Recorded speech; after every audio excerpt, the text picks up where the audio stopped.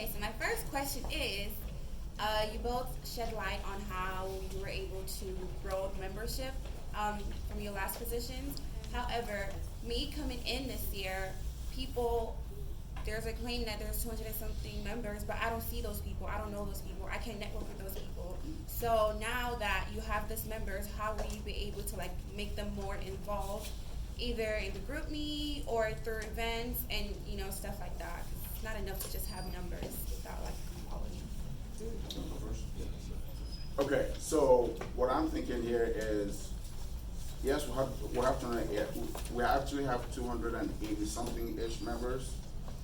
My focus is not increasing the membership again, but I would love that as well.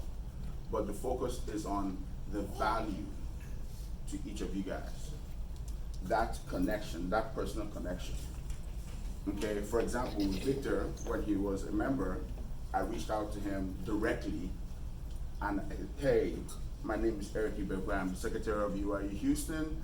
What is your information? Let me get the most current information you have so I can reach out to you if we have any information to disseminate. Stuff like that. So personalizing each interaction with members. We can do it, I could do it myself, I could do it collectively with the rest of the board members. Does that answer your question? No? Huh? Okay. I'll follow up with that though. My idea to connect us as an organization, like I mentioned in my speech, is to create more committees. Like there's just not that many committees for people to even serve.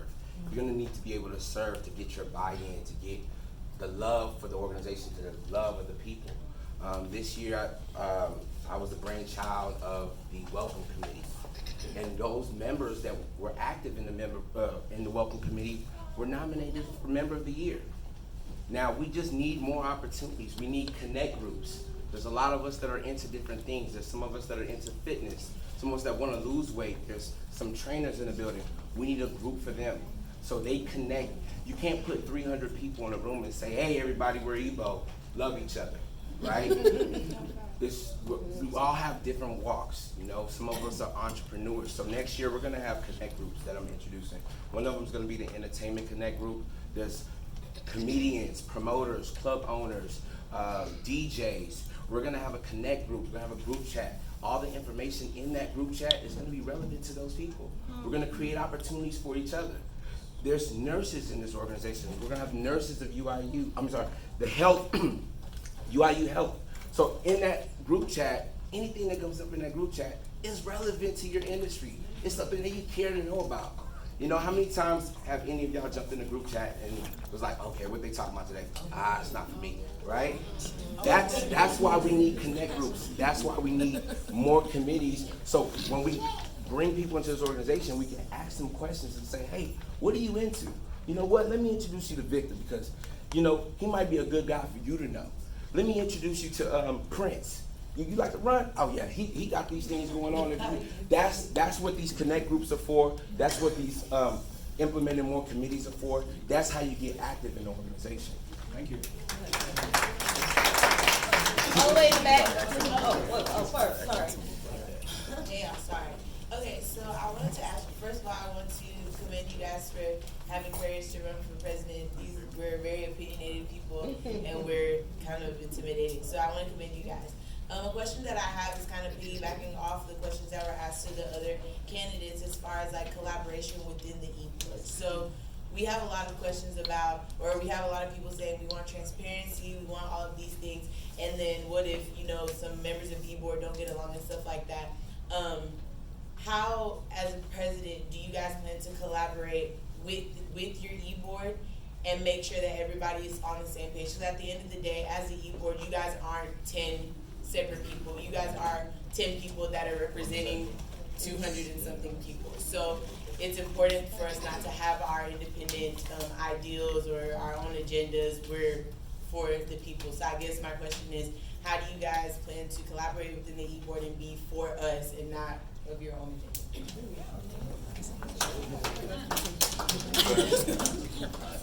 Well, that's an interesting thing. That's one of the motivations that I have to even run for president, is to create these policies on how to actually navigate these issues. There have been many issues that come up on the table, and rather than these issues go to vote, people just make their decisions, and that's what creates these factions. That's what creates these divides, is when people don't feel like their voice is heard. That's where the tension stirs up. So as the president, if there's a topic that stays, that creates an issue, at that point I will actually call for a vote, and then we'll let democracy win. And for those that are upset with the decision, you know, I will mediate with that person individually and say, hey, look, you know, how can we make this work? You know, how can we have your idea and your idea work together? Or, you know what, take this L. We're gonna work on something in your favor that we may not have to go to vote for. Well, with response to her question, I agree to a certain extent with what he said, but the thing now is this: if we approach it from a democratic standpoint, where majority vote wins on the decision made, and the decision is not good for the chapter, what happens? That's another aspect of it. So with that in mind, the president steps in and says, hey, this angle we're going does not make sense for what our chapter is about, and what we should be doing is something different, and the reasons why. We could go about doing it, and if we don't if we don't reach an agreement that makes sense to our chapter, then we have a chapter advisor that we can reach out to for assistance. Next question, just feedback real quick with this same issue right here. Just real quick. No, but we wanna give other bodies. Ozone? We can't hear you. Can you speak up, please? Come forward. Thank you guys for everybody that is running, and it's one especially for you, two of you guys. So my question is, you guys mentioned about culture, that you guys are here to promote culture, right? So there are so many incidents that have happened. The other one was the Color Lord, and the last one somebody made mention to me was about the Father Festival. It was on the poster. So, and I'm kind of like trying to understand, how will you guys be able to handle it and make sure that that kind of thing is on? So when I say the Father Festival, I had that there was a first flyer has a Father Festival, and it's not supposed to be, because we are Umu Unite. We are not a particular group like Anambra, Enugu. So what we are is Umu Unite. In that sense, we are trying to unite and promote ourselves, right?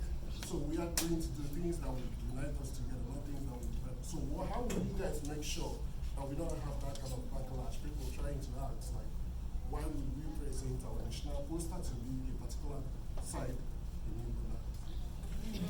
You guys understand? Let me answer that. You want to go first? Okay. So, thank you very much, Osama, for that question. Again, it boils down to knowing aspects of the cultural norms and values. Our name, Umibo Unite, simply means the unification of Igbos. Unification of Igbos from all aspects.